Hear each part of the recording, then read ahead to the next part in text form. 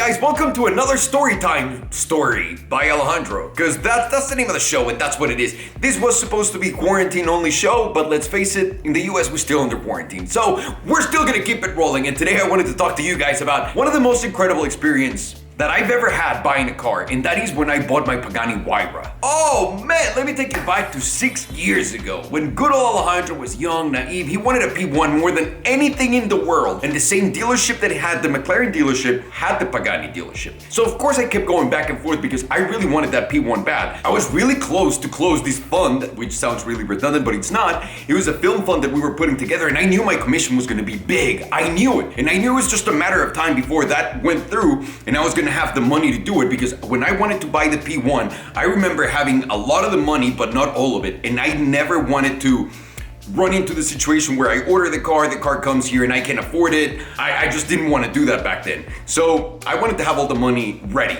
and it magically happened around the time, not magically, but the fucking deal closed around that time. And I immediately went to the dealership out of nowhere. It was like a random day. I decided that I was gonna go to the McLaren dealership and order a P1 because I had the money. So I showed up, I see my boy that works there, and he goes, "Bro, what's going on? What's happening? Are you finally gonna get a P1? I'm like, "Yes, I want one. I'm ready." And he goes, "Well, tough shit. They're all sold out, but there's someone selling his spot for $250,000. This was before all of the craze, all of the madness, all of the shit that went down with the LaFerrari, the 918, and all of those cars. So to me, $250,000 over sticker, which now, if you look back at it, I was a fucking idiot for not taking the deal, because I could have sold it for $1 million a year later, enjoyed the car for a year, and enjoy $750,000 profit. But I did not, because I'm really smart. So I decided, this is ridiculous, I'm not gonna do this. Man, what am I gonna do now with my money?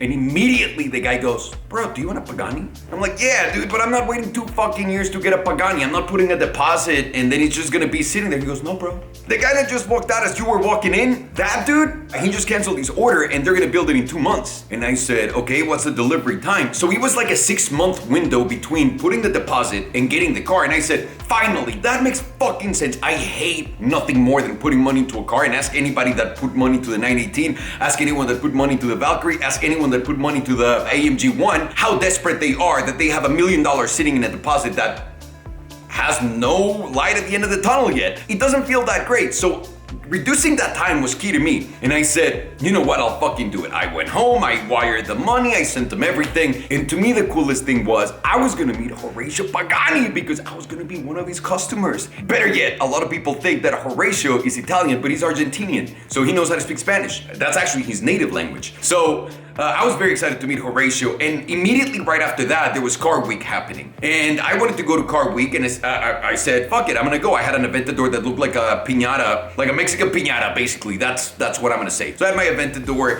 and a friend of mine goes, "Bro, my friend that's riding in a Pagani is gonna go to the Pagani house afterwards. You're invited because you bought a car. Do you wanna go with him?" I was like, now that I'm a very, very important person in the car community because I bought a Pagani or I put a deposit in, of course I'm gonna do that. So I rode with the dude. It was so much fun driving with him and hearing the Pagani from the outside, and even made me more excited. And once we got to the Pagani house, I realized, number one, everybody's wearing suits and like really, really dressed up. This was back then, not like what you see right now. So that was one. Two, they were serving champagne and like really fancy foods, which immediately tells you, you do not fit in, Alejandro, because you should never be there. 3, Horatio Pagani was there, and that's when I realized that all of the cars that were there were really nice. Like there was on the Fs and like all the most beautifully spec cars, and then I had the Mexican piñata hanging out there, like the Aventador. Everybody's looking at me like, what in the fuck just happened? And then the last piece of information that you need to know, I was wearing an old school t-shirt with Frank the Tank on it and a blow up doll with its mouth open like this.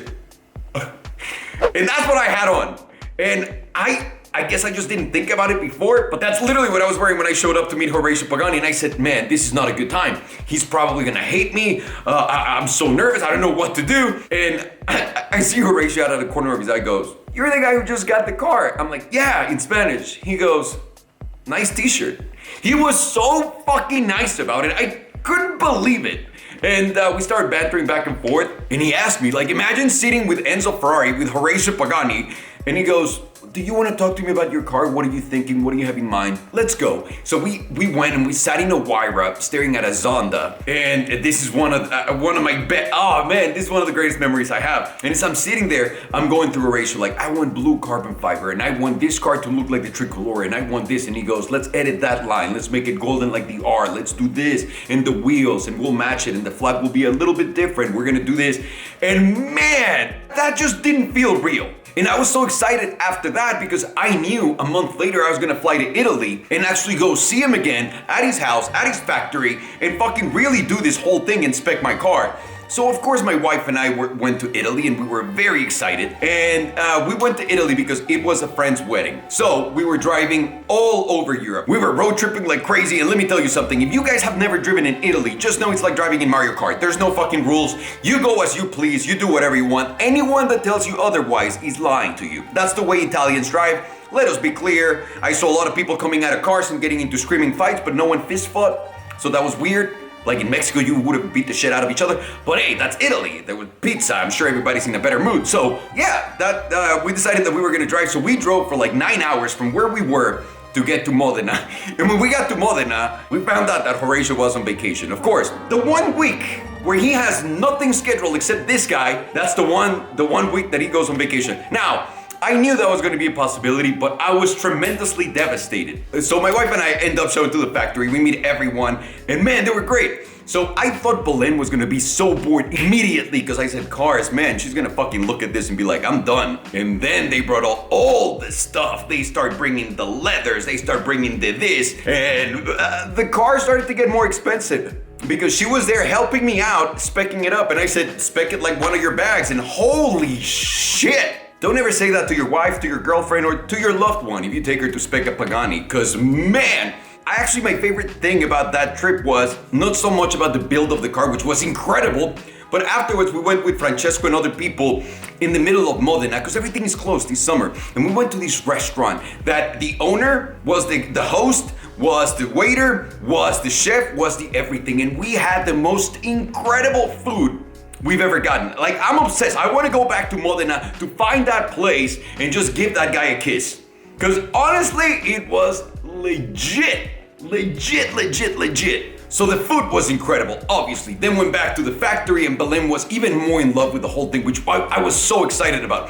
And then comes the time where Pagani goes, all right, guys, well, thank you so much for coming to the factory. Now, are you staying anywhere nearby? And we were like, we actually don't have any reservations because we're idiots. What do we do? And they're like, don't worry about it. We have this hotel in Bologna that is beautiful. And I was like, man, that's incredible. The Pagani guys are gonna pay for my hotel in Bologna. I showed up to Bologna. I look at this hotel, which is, by the way, spectacular. My room was all full of wood, massive. The bed was in the middle of the room and there was so much room back there and so much room ahead. The shower was huge. You guys know how much I love my bathrooms. That was really nice. I remember looking at everything and going like, man, this is crazy. They took us to the restaurant where, I don't know if it's true or not, but like Bolognese like came from or something. I'm not entirely sure. But the ceilings were great. We were the only people there. And I was like, man, these Pagani guys are really overdoing it. As we were checking into the hotel and we were like, yeah, this is a great hotel. We'll stay here. The guy goes, give me your credit card. I'll put the room and I'll put the deposit. That was a really fucking expensive room, let me tell you that. But I enjoyed the shit out of it. Everything about that trip was so great because everything was so spontaneous. Everything about buying that car was so great because there was no expectations. I went in with, man, I love Horatio Pagani. I love his cars. I ended up getting one. I ended up meeting him. I ended up creating a bond with him, message with him here and there. I love him. And man, the amount of fucking fun I had on that trip, the amount of great memories that I've related to that car will never go away. And that's what I valued the most. To me, it's not so much about just the car. It's always about what's around it, the vibe, the positivity, the memories that come from it. If that's all good, that's when the universe aligns and all the planets are right there and then, everything is gonna go right. And that is my story. That's when I got my Pagani. I hope you guys enjoyed the story. My name is Alejandro and as always, take care. And by the way, Pato Award, my boy, McLaren Aero is racing in the Indy 500 on Sunday, so fucking check him out. Let's go, Pato! Take care. Team Aileron.